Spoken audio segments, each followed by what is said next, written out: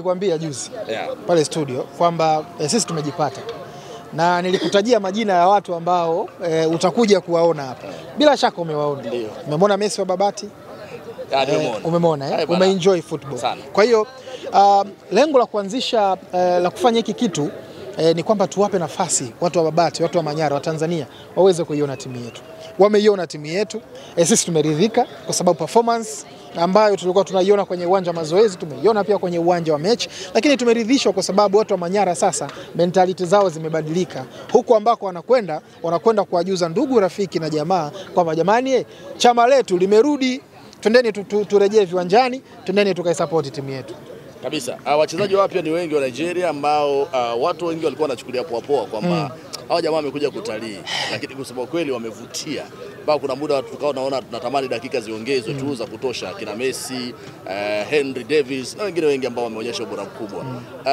Ulikuwa wakati wa utambulisho unataja wamepita maeneo mbalimbali, umetaja Spain na vitu kama hivyo. Ulikuwa unafanya jokes au ni sio jokes kwa sababu wachezaji tayari wapo kwenye spotlight, majina yao yapo. Uzuri hao wachezaji wote wapo kwenye mitandao ya kijamii. Kwa ambaye hataweza kuwapata, anicheki mimi, nitamtumia mmoja CV. Kila ambacho nimekitaja pale ni kitu ambacho cha kweli. Kuna striker mwenye bridge alifunga bao la pili. Yule akatoka timu ya Jamhuri ya Czech. Yaani ametoka ligi ya Czech Republic. Kuna matatizo tu fulani ya wenzetu kule alitokea kama mnavyofahamu. Ikabidi arudi sasa nyumbani Afrika na amekuja Tanzania. Yule atawasumbua sana kwenye milingoti hii mitatu kwenye kila mechi ambayo tutacheza. Achana na the problem. Messi wa Babati. Yule bwana mwenye bleach. Watu wamtazame kwa makini sana. Watu wamtazame kwa makini. Sizungumzi eti kwa sababu niko mbele ya hizi maiki, lakini nazungumza kwa sababu hao watu mimi nipo nao kila siku kwenye uwanja wa mazoezi. Wale walipona wakawafunga, wakaanza kutamba na nini. Kwa namna ambavyo mmejipata na mmeanza na Mungu, mnasemaje kuhakikisha sasa mnarejesha ile furaha ambayo hapa katikati kama ilipotea? Tunaanza tarehe 17 kuitafuta furaha dhidi ya Dodoma Jiji, lakini kwa wale wote ambao walikuwa wakituchukulia poa, salamu ziwafikie, na nyinyi pia tunawaomba mkae ni wajumbe wazuri kuelekea kwenye hizo mechi zinazokuja. Mimi nasema kabisa Simba, Mbeya City pamoja na Mtibwa inabidi watoe hata sadaka fungu la 10 kwa sababu walimfunga Fountain Gate mchovu. Yaani kwa jinsi tulivyo sasa hivi hata tucheze nao mechi 5 hawezi kutufunga.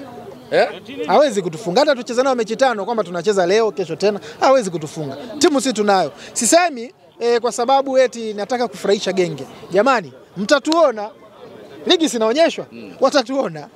Hautaki kuongea sana sasa hivi. Mimi sitaki kuongea sana, watatuona. Tunataka tuzungumze kwa vitendo.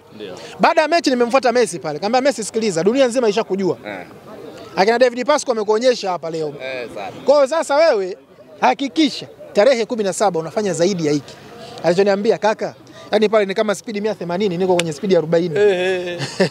Sasa sijui atamkaba nani. Kwa hiyo inabidi sisi tuje pia kumuona siku hiyo Ijumaa. Tarehe 17 njoeni. Mkipata nafasi njoeni ili tuthibitishe je, alibahatisha leo ama ndo uwezo wake.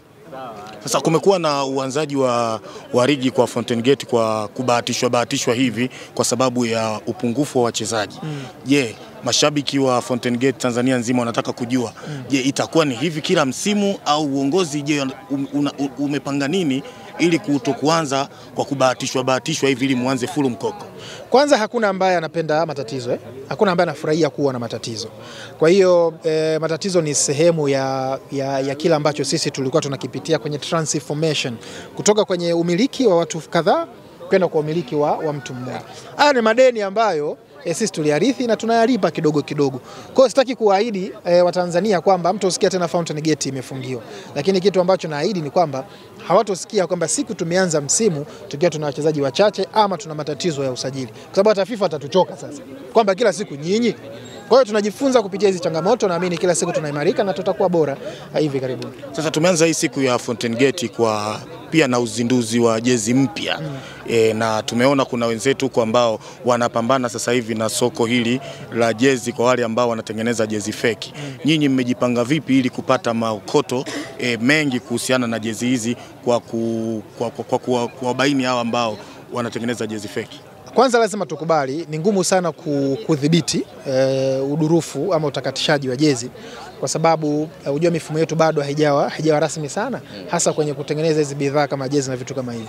Lakini kwa sisi kwa timu ya daraja letu, naamini ni ngumu sana kukuta mtu yuko sehemu fulani anatakatisha jezi. Sisemi haiwezekani, inawezekana, lakini naamini sisi tutakuwa ni watu pekee ambao tunasambaza na kuuza hizi jezi, tukishirikiana na wakazi ambao ndio main supplier wa kiti zetu msimu huu.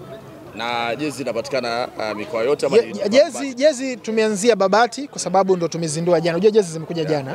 Lakini Dar es Salaam zitapatikana, Dodoma tayari zipo, Mwanza zitakuwepo, Morogoro zitakuwepo, pamoja na mikoa mingine ya jirani kama Arusha, Singida. Tutajaribu kuhakikisha jezi huko zote au sehemu zote hizo jezi zinafika.